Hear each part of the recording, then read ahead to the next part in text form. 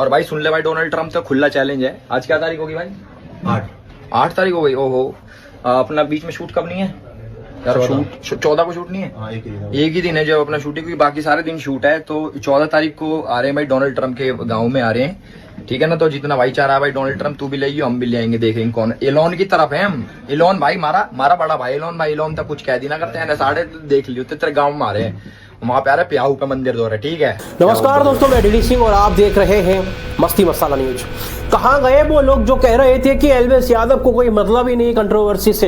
Elvis Yadav ध्यान ही नहीं देता है कि प्रिंस क्या कह रहा है। तो बता दें साथियों, एल्विस यादव ने बिल्कुल ध्यान दिया है। अपने ब्लॉग के माध्यम से बहुत कुछ ऐसी चीजें बोली है जहां पर प्रिंस को पूरी गिराने की कोशिश भी की है। प्रिंस को एक अच्छे तरीके से रोस्ट भी किया है एल्विस यादव ने।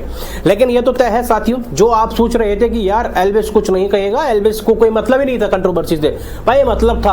अगर मतलब नहीं होता तो दोबारा से ऐसे कोई जवाब नहीं देते। हालांकि प्रिंस भौंकता रहा, धीरे धीरे कम भी हो गया, लेकिन अब जिस तरीके से यहाँ पर एल्विस का जवाब आया है तो कहीं ना कहीं ये चीजें जाहिर हो रही हैं यार कि एल्विस भी कहीं ना कहीं इस कंट्रोवर्सी में शामिल था। तो एल्विस कहते हुए नजर आते हैं साथियों, पहले तो जी वैगन के लिए, जिस तरीके से आपको याद होगा प्रिंस नरोला ने रोडीज के दौरान ये बोला था कि तेरी जैसी जी वैगन तो मैं 2 दिन में यूं ही खड़ी कर दूंगा घर पर लाके, लेकिन ऐसा कुछ हुआ नहीं। और अभी साथियों जिस तरीके से प्रिंस नरोला ने सेकंड हैंड वो भी 2008 के आसपास मॉडल सुजुकी की जिप्सी ली थी, तो कहीं ना कहीं उससे भी बहुत ज्यादा ट्रोल हुए थे प्रिंस नरोला। चीज को लेके कहीं ना कहीं बहुत ज्यादा रोस्ट किया एल्विस यादव ने।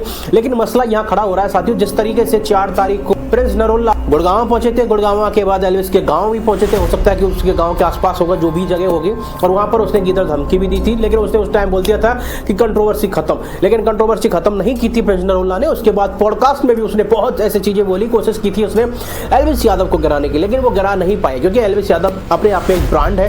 इवन मैं कहना चाहूंगा लाफ्टर साहब के जितने भी स्टाफ है, जो भी सेलिब्रिटीज है, कहीं ना कहीं वो भी ये कहते हैं कि भाई टीआरपी किंग आ रहा है, तो ये सबसे बड़ी बात है।